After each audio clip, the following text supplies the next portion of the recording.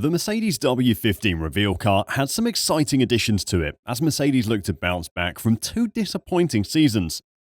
But their most exciting upgrade was kept well hidden in the release photos and presentation.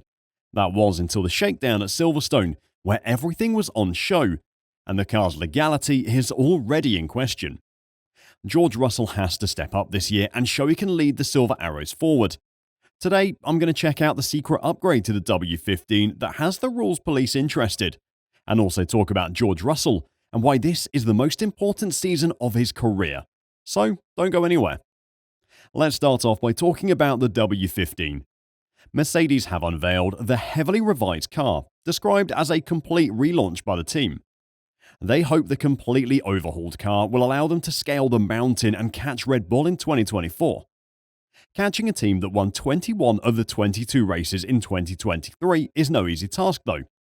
Mercedes are starting from scratch this season, with a car that has been completely rebuilt from the chassis up, while Red Bull are improving upon one of the best cars in F1 history.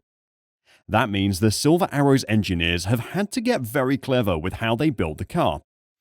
In addition to the long-expected changes in car concept for the W15, a reworked livery has also been revealed by the team, with Mercedes' traditional silver returning on the car's nose, plus the green of title sponsors Petronas to go alongside the black of recent seasons.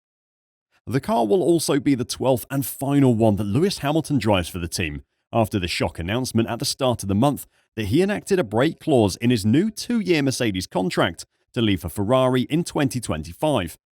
More on how that's going to affect the team later though. Speaking about the new car, team boss Toto Wolff said, "We know we have a mountain to climb to fight at the very front. There are no miracles in this sport," admitted co-owner Wolff, who signed a new 3-year deal during the winter to also stay in his long-held team principal and CEO roles as he bids to spearhead Mercedes' attempt to get back to the front of the grid. But our ambition and determination are strong. Since charting this new course, development has progressed well. We had several items on our priority list for this car. We'll soon see if they've made the step we've aimed for. James Allison, the team's technical director, said, "We feel like we've had a good winter, but F1 is a relative game, and only time will tell how big a step we've made. We're focused on getting the most from the car we launch, but we are excited by the development race that will follow as the regulations are still young and opportunities abound." Mercedes have been preparing for this car overhaul for a long time now. It was after qualifying at the first race of the 2023 season in Bahrain, when their new car qualified 0.6 seconds adrift of Max Verstappen's Red Bull on pole position, that Toto Wolff said the team made a mistake with their development and needed a complete rebuild. A complete rebuild has to start at the chassis though, and due to the costs involved with designing, testing, and building an F1 chassis, that had to wait until 2024. Mercedes have now changed the chassis design and focused on developing a car which gives the drivers more consistent and predictable rear downforce in order to attack corners with confidence. Part of the chassis rebuild has been the moving of the cockpit. Lewis Hamilton has constantly complained that this era of Mercedes cars had the cockpit sat too far forward. Mercedes have only moved it around 10 centimeters backwards, but that will hopefully make all the difference. Along with the new chassis is a brand new aero profile that really highlights Mercedes' insistence of doing things their own way. The P-shaped side pod inlet is a new one for this generation of cars and looks incredible, not that that has anything to do with performance. It is in the aerodynamic department that Mercedes appear to have found an interesting gap in the regulations. The area in question is the uppermost front wing element, which Mercedes have split into 2 segments. Where the wing attaches to the nose cone, the uppermost element is nothing more than a thin tube of carbon fiber. Approximately a third of the way along its length, though, it suddenly grows into a more traditional shaped wing element. This is something I don't remember seeing in Formula 1 before, and I'll talk about the legality of it in a second. But first, what is the point of it? By essentially removing the inside third of the top element of the front wing, Mercedes have opened a gap up for air to flow through. That air could be going to a number of places. It might be directed under the front floor edge, or it might be directed under the side pods. Either way, that air will be contributing to the downforce generated toward the back end of the car, rather than from the front wing. This will help with the downforce balance that has been so off for Mercedes over the past 2 years. The remainder of the front wing is more traditional in its profile. as in it actually looks like a wing instead of just a tube of carbon fiber. This new front wing is a pretty clear indication of Mercedes being back to its best in coming up with intriguing solutions to try to eke out more performance.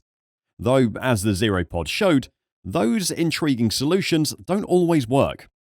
In terms of the legality of this innovative design, Mercedes wouldn't have fitted it unless they thought they could get away with it, but they're definitely cutting it close.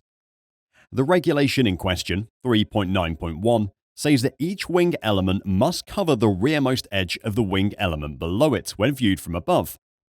Obviously, the top wing element doesn't need covering, or you'd have an infinite number of wing elements stacked one top of each other. That inside third of the Mercedes top wing element does appear to cover the rear edge of the element below, which means it fulfills the restrictions laid out in the regulations. Does that mean it'll be legal though? Well, that remains to be seen. It'll need to survive the FIA's load tests as well as complaints from other teams, if they think it's worth complaining about, and they normally do when someone does something new. If it can pass both of those tests, then Mercedes will be allowed to keep it. While it does look exciting and innovative, it also appears to be a relatively simple part to copy, if the other teams decide it's worth their time and money to do so. How the W15 side pods interact with the air coming off the front wing may be vital to the performance of this new front wing design, meaning it might not make sense for the rest of the teams to follow suit. If there is performance to be gained though, it's unlikely to take much more than a couple of months for the rest of the grid to come up with their own copies. This will be Lewis Hamilton's final Mercedes F1 car, and he'll be hoping it's a good one after 2 seasons without a race win. It is a historic season for the 7-time world champion, but George Russell may be the man under the most pressure at the Silver Arrows.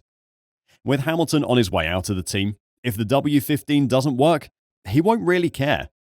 Come December, he can wipe his hands clean of the team and move on to an exciting new chapter at Ferrari.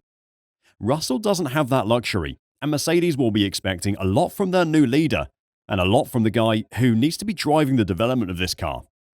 At Williams, George was a team leader from his second season onwards, but as a back marker team with no expectation of points finishes, the team demanded very little of the young Brit. He was fresh into the sport and still finding his feet, and Williams knew that. 2024, though, will be his 6th season in the sport. He's at a team that expects race wins and titles, and in a year's time, he's going to be the pointed tip of the Silver Arrow. While driving in Hamilton's shadow, he could get away with all manner of mistakes, but this year, everyone will be watching to see if he can step up and lead Mercedes in the future. George is our future, and when I look at all the young men of the current Formula 1 drivers, he's the one I want to have in a car, said Toto Wolff, with Russell signed up at Mercedes through 2025. Toto is entitled to his opinion, but when you look at the McLaren team, you'll find 2 young men who are arguably much better Formula 1 drivers than George. Mercedes are expecting Russell to step up and challenge those 2 on track, as well as Max Verstappen at Red Bull, Leclerc and Hamilton at Ferrari, and Alonso at Aston Martin. That is quite the opposition, and if George starts to falter, Mercedes will be desperate to bring in a Hamilton replacement who can lead the team, instead of placing their faith in George. Do you think he can step into Hamilton's shoes this year and lead Mercedes? And what about the front wing?